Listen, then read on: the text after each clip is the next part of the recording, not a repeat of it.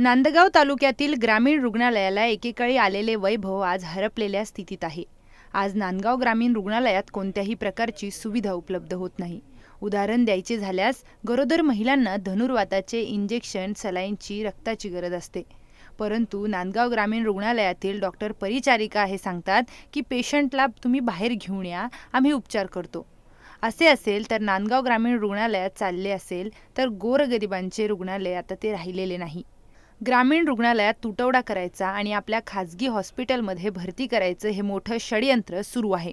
यावर नांदगाव रुग्णालयातील डॉक्टर परिचारिका या मौन पाळून आहेत। तालुक्यातील जनतेकरिता जे डॉक्टर देवदूत होते, याच ग्रामीण रुग्णालयात आज रुग्णांना बाहेरून औषधे विकत आणावी लागतात। पूर्ण नाव काय?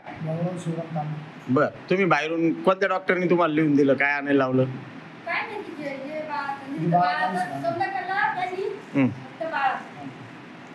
कोणत्या मेडिकल मधून आणलं? ही दुर्दैवी बाब आहे। या सगळ्या प्रकरणाचा एक आढावा घेतलाय आमचे रिपोर्टर विजय धामणे यांनी। पाहूयात। आज मी नांदगाव ग्रामीण रुग्णालयात इथे आलेलो आहे। ग्रामीण रुग्णालयाची एकंदर बिकट परिस्थिती निर्माण झालेली आहे। जे रुग्णालय आहे, जे रुग्णालय रुग्णांकरता आहे, पण त्या रुग्णालयालाच व्हेंटिलेटरची व्यवस्था आज निर्माण झालेली आहे। रुग्णांना बाहेरून औषधं विकत आणावं लागत आहे। त्यांच्या नातेवाईकांना सांगितले जात आहे की आमच्याकडे कुठल्याही प्रकारची औषधं उपलब्ध नाही, सलाईन नाही, गोळ्या नाही, टीटीचे इंजेक्शन नाही।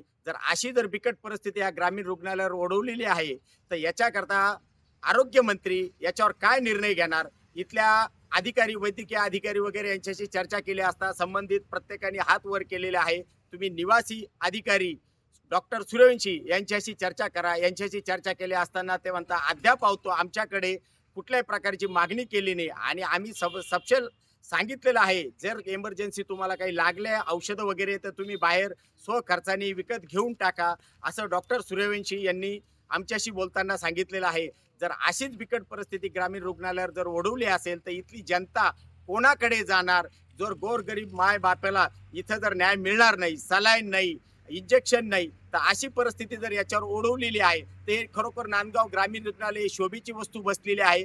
इथे एकेकाळी डॉक्टर रोहन बोरसे असताना इथे 400 ते 500 ओपीडी व्हायच्या, परंतु आजची परिस्थिती अशी की सगळं रुग्णालय हे भकासमध्ये पडलेलं आहे आणि अशा परिस्थितीत नांदगावकरांची परिस्थिती गंभीर निर्माण झालेली आहे। सुदर्शन प्रतिनिधी विजय धामणे, नांदगाव।